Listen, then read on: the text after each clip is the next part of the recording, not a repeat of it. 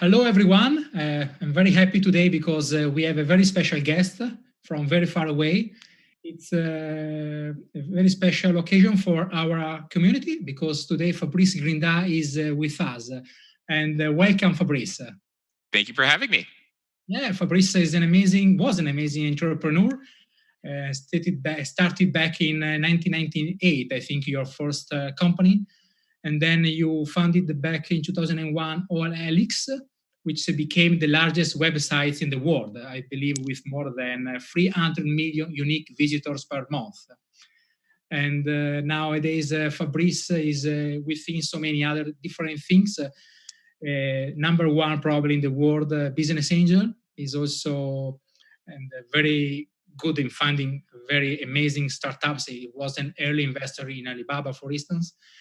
And at the same time, he runs with his business partner, Jose Morin, Fage Labs, which is, well, he will tell us a lot about what he does, but I'm very honored to have him here. So again, welcome. And I will start with the first question, which is actually about, we are living in a very difficult situation nowadays because of COVID. And I'm asking you, where and how investor could have helped, and which means actually what could have you have done eventually in the past, which in which industries could have you invested in order to maybe avoid this situation.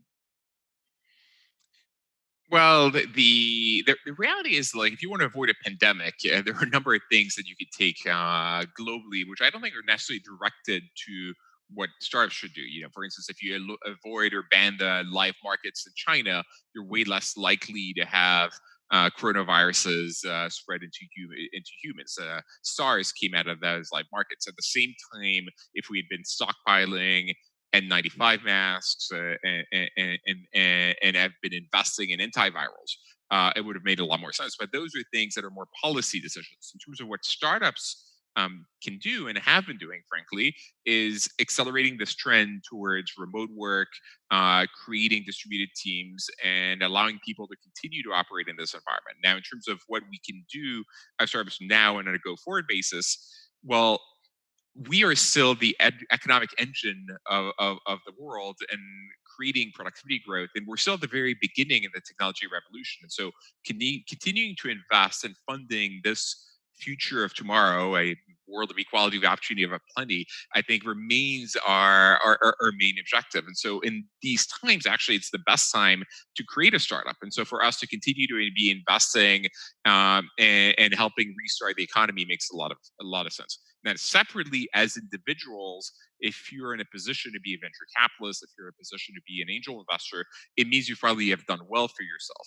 And so being generous in these times, in my case, I'm funding the education of a lot of kids in the Dominican Republic, K through 12. I'm funding the a number of kids at University of the People to help them pay for their exams because they could no longer afford tuition. I'm trying to buy a whole bunch of N95 masks and distribute them to healthcare workers in New York. And so, actually, being charitable on at a personal level also matters. You probably invested in more than 500 startups in your life, maybe more. Do you have a number, more or less? Yeah, we're at over 600 right now. 600, well, sorry about that. In how many Italian startups have you invested? I've invested indirectly, I guess, in two startups in Italy. One is an insurance company called Prima, and the other one is a company called Phenom, which though it's mostly Lithuanian these days. So a very, very small number of Italian startups. Yeah, we discussed about that a little bit before the live. And can you tell us actually what you told me before, which are the main reasons for this? Really, it stems from multiple things. One is obviously self-serve deal flow. We don't get that many Italian deals that we find are compelling. At the end of the day, we invest in marketplaces that follow our theses, and we haven't seen that many deals coming from Italy that follow our thesis. So that's one problem. It's an internal problem. We don't get that much deal flow. Second problem, which is more structural relative to the country, is it's actually really hard to get Series A and Series B funding in the country. So you can get the first million to get going, but once you need 10 million or 20 million, that capital is not available. The venture capital community hasn't been very developed for a variety of reasons, and part of it is there haven't been that many exits. I think there's only one Italian unicorn, which is Ukes, and the number of exits and the value of exits remains really low. And so if you're not seeing an opportunity to build a large company that's going to have a very successful outcome, you don't invest. And so and then last but not least, I think it's not that easy to scale companies in Italy. There's too many rules, too many regulations. It's like everything should be online. You should have DocuSign and not require all these paperwork, and have a much I guess friendlier general business environment to create a level playing field where startups can disrupt the incumbents. So on this, let us dream a little bit. Let's think like you are the Italian Prime Minister. What would you do and why in order to improve the situation for the Italian startups ecosystem? I'll start by telling you what I would not do. I would not decide I'm creating a fund as the government and I'm going to pick startups. Governments throughout history have been incompetent at picking winners. And what would happen if the government did that is it would actually most likely invest in the people that are politically well connected rather than the people that are most deserving. Instead, what I would do is actually create an environment that's favorable for startups, which means one where it's easy to incorporate. It's easy to file for bankruptcy if need be. It's easy to hire people. It's easy to fire people if you need. So you create labor market flexibility. You remove all the regulations and red tape that makes it hard to scale and makes it hard to makes it hard to enter industries. In Italy, there's a lot of requirements that you need licensing in order to be in certain businesses, which actually doesn't really make sense. And so you want to create a level playing field where anyone can enter businesses and where you're not protecting the old incumbent businesses. So you allow startups to really come in and disrupt and bring their magical, better user experiences and lower cost structure to bear to improve life for consumers. I will send this video to Mr. Conte, which is our prime minister, later on. And is it a good moment to start a startup now? Because everybody's very worried about the Italian economic situation, but it's a worldwide issue probably. In Italy, the economy is very slow to react, so probably GDP here will have even heavier impact. But how do you see it? Well, definitely we're headed globally for a massive recession. And these are going to be difficult economic times at large. But it actually is the very best time to start a startup because the opportunity cost is lowered. It's not as though there's many other alternatives outside of the startup world. You're not going to be facing direct competition in whatever you're building, and so you're more likely to succeed. It's going to be easier to attract amazing talents because those people may actually find themselves unemployed right now, and the customer acquisition cost, so spending money in marketing on Google or Facebook or TV, is going to be cheaper than it's ever been. And so it's actually not a coincidence, but if you look at the most relevant, interesting, exciting companies of the last 10 years, they were all created in 2008, 2009. That's Uber, Airbnb, Slack, WhatsApp. And I suspect that if you go 10 years in the future, many of the most interesting companies of the coming 10 years are going to be created right now. Yeah, sorry, the line was not.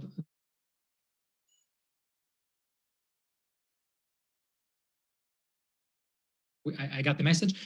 I think we have some connection issues. Anyway, if you were an entrepreneur, in which field would you start your activity? Which are your, looking ahead in 10, 20 years' time, which are, in your opinion, now the most promising areas where to start a startup? Well, I'll answer ex-COVID, right? So not taking into consideration the specifics of what is going to be benefiting from this environment, but if you take a step back and you realize we are only at the very beginning of the technology revolution. Only 15% of commerce has been brought online. in terms of e-commerce. And that's definitely going to go to over 50% at some point in the next 20, 30 years. In certain categories, let's say like home decor, Home Depot type companies or services or home services, it's like 0.5% online. So we're at the very beginning of the technology revolution, and we have entire sectors of the economy that have not been touched at all by the technology revolution. So healthcare, which is like 10 to 20% of GDP in the West, education, which is 10% of GDP, and frankly, public services, which is 30 to 50% of GDP, depending on the country. All of these have been offline.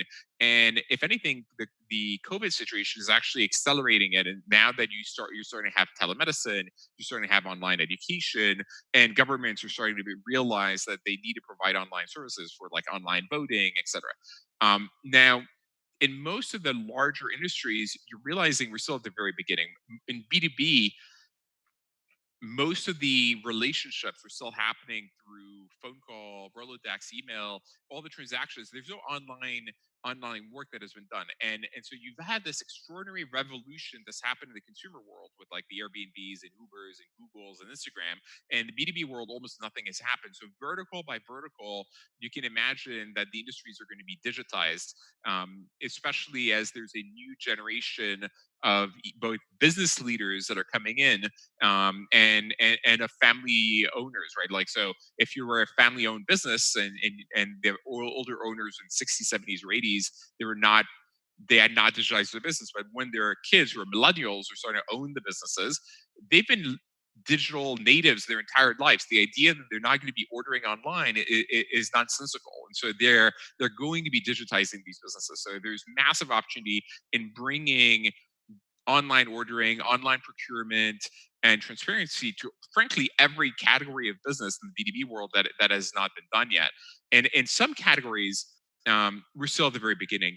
Most people think, oh, like online food ordering. It's already a huge business, and you have very big winners. But when you look at online food penetration, it's like 3%. And it's 3% because today it's cheaper and higher quality for you to go and buy your own food at the grocery store and cook it and make a meal out of it. Because if you order online, it's really fast food, it's low quality, and you have to pay the delivery fees.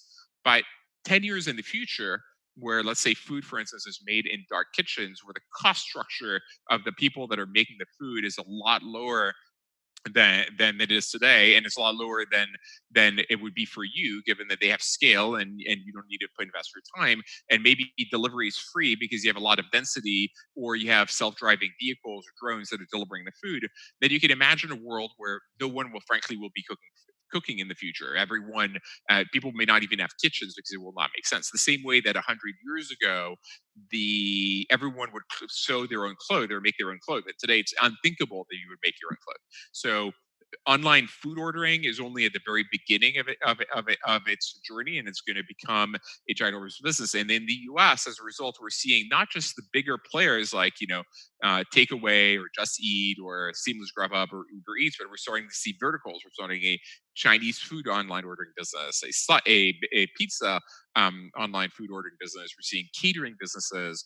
We're seeing B2B providers in the supply chains for restaurants to be able to order more efficiency. And we're seeing hundreds of innovations there.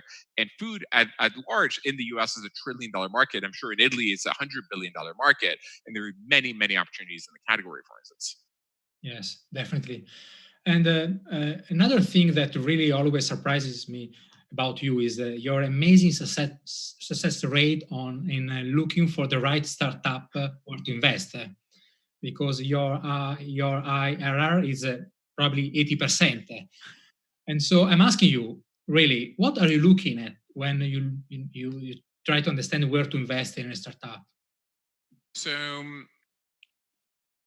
the first of all, our IRR has been 60%. The reason it's been so high stems, I think, from a very non-traditional approach where we only focus on marketplaces, which is something we understand really well, and then we have a tendency to sell early on the upside. Now, to answer your question, there are 4 things we look for when we evaluate a startup.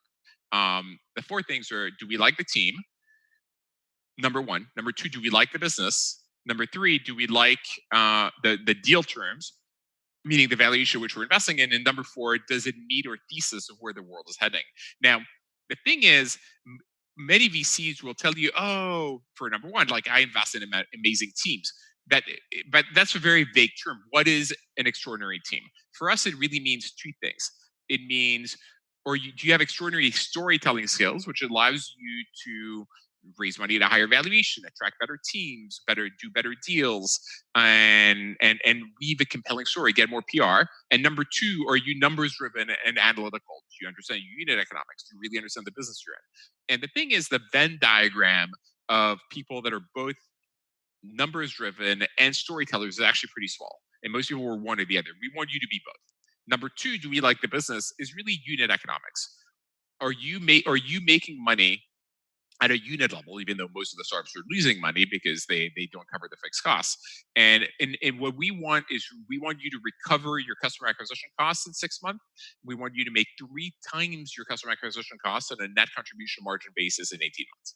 And if you and many people in the past, and part of the reason I think a lot of investors have been less successful is they would see companies with extraordinary growth and they would fund them, but they didn't realize that those companies were losing money on every transaction. And so for us, unit economics matter a lot.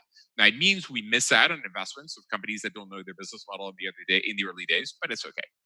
Number three, are the deal terms reasonable? And we have a framework in our mind of what is an appropriate valuation based on a relevant level of traction, based on the size of the opportunity and the size of the team. So in our case, where we mostly invest in seed startups, it means a company is doing about 150,000 a month in sales, and they're raising 3 at an 8 million valuation. And if they're trying to raise 10 at 50, we're probably not going to do it. And being price sensitive has allowed, and having that discipline has allowed us to make money often, because a lot of the companies sell for less than 30 billion, first of all, and B, yes, we've missed a few winners, but we've also missed a lot of companies that would have died because they raised too much at too high a price and did not grow into their valuation. And then number four, kind of as we discussed, we have a very specific thesis of where the world is and where the world is heading. And so is the idea that's being pitched to us in line with our thesis on marketplaces and our beliefs of where the world is heading? And that focus on marketplaces gives us a lot of pattern recognition, because we understand, how do you succeed? How do you build supply? How do you build demand? What percentage commission should you be taking? Should you be taking the supply or the demand side? And how do you scale it? When do you scale it? And how do you get to the next level? And so having this pattern recognition, I think, allows us to be a lot more successful than most. And a lot of things you just tell us, I think I've read in your blog, which I suggest everybody to read, because it's always very interesting, and also your podcast as well, I would suggest everybody to listen to. We have time for the last couple of questions, and the first one is for me very important, because I'm trying to fight a lot against climate change. I do invest a lot on climate tech. How do you see climate tech in the next years developing, and if you see it as also an opportunity where to invest? Absolutely. I mean, to me, there are a number of massive problems that the world is facing. One is inequality of opportunity, and the other one is climate change. And the marketplaces we've been building have mostly been addressing inequality of opportunity. We are harnessing the deflationary nature of technology to improve user experiences and make things cheaper. And by making things cheaper, we make them more accessible. We increase quality of outcomes for the masses. And that's most of what we've been doing. Now, climate is obviously a massive problem, but also a massive opportunity. We have all this technology is starting to actually bring to bear, because it's deflationary. It's starting to create solutions that are cheaper than an alternative. So if you look at energy production, for instance, today you can the latest solar deal that was signed not that long ago in Saudi Arabia is at 1.5 cents per kilowatt per hour. It's actually cheap. It's cheaper than wind, which is cheaper than natural gas, which is cheaper than oil, which is cheaper than coal, which is cheaper than nuclear. And so it actually has gone to the point where on the production side, solar actually is cheaper than all other forms. Now, the problem is storage remains expensive, but there's a lot of innovation that is happening right now in storage, both in, if you look at batteries. First of all, you have the lithium-ion batteries that have declined in cost dramatically and are continuing to decline.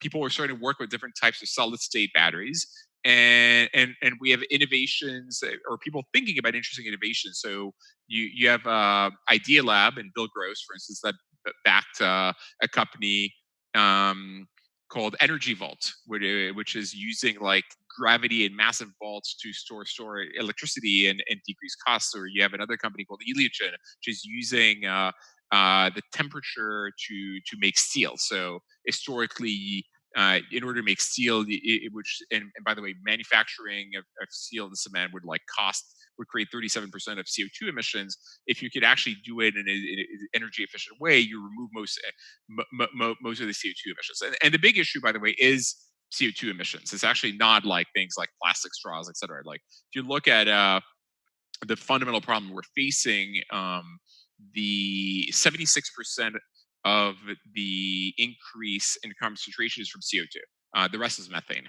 And so now, what roles do startups have to play? The issue is we are seed investors writing like 500K checks in startups, and so we can only focus on things that are energy that are capital efficient. And many of the historical startups in the climate world were not capital efficient. In order to get going, you needed hundreds of millions of dollars.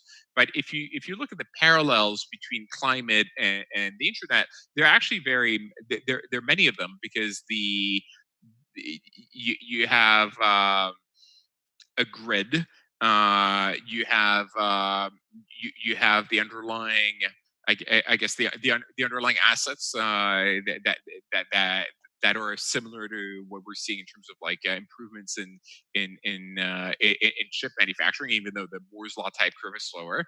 And so there are opportunities, and a lot of innovation is going to come in software, which is why we've made a number of investments in the category, but focusing on the asset light software part of the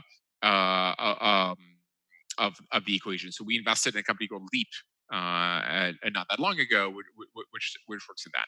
But frankly, a lot of what we think we're working on actually starting to touch this. So we're in a lot of logistics companies that are improving efficiency. We're investing in a lot of a lot of ways to attack the problem. And clearly, it's a huge opportunity. I mean, it's $1 trillion opportunity to solve climate. We will listen to you for hours, but we just, as promised, just the time left for just the last question, which comes from our team, and it's about education. So in order to develop the entrepreneurial spirit, what would you teach to the young students? So our K through 12 education has been very, very rigid. And so if you look from kindergarten to 12th grade, we're teaching you math and history and geography. And it strikes me that there's a lot of like practical education that we haven't been focusing on. We don't focus on teaching people personal finance. We don't focus on working through creativity or projects or entrepreneurship. And I think there are ways of injecting these in the curriculum and making it less rigid and less focused on just learning. Now, obviously, having a sense of knowing math and literacy is absolutely essential. But I would add these elements to the program and to the curriculum. Now, beyond that, I think it's a question of encouraging creative thinking and curiosity. The too much of our education is based on you learn this and then you regurgitate this, and less about what are the problems that you're facing and how do you go about building them. And so creating little workshops or creating hackathons, etc., which to me also probably would be connected to trying to teach more people how to build things and build software, which is becoming easier by the day. One of the biggest trends of the 2020s is going to be no-code coding, where it used to be 20 years ago, not only did you need millions of dollars to build a startup, you also needed to you need to be an engineer. This is no longer true, and it's going to create a massive democratization in startup creation, because now you can be an art history major and you can create an app, and you have things like Shopify that basically allow you to create beautiful e-commerce websites with actually knowing how to code, and that's going to be absolutely amazing. Yeah, definitely. Fabrice, thank you so much. It was such an amazing pleasure to have you with our community. So thank you again. Thank you for having me. And good luck with everything. And wow, congratulations for all you have done in your life and the insights you gave us today. Thank Thank you. you.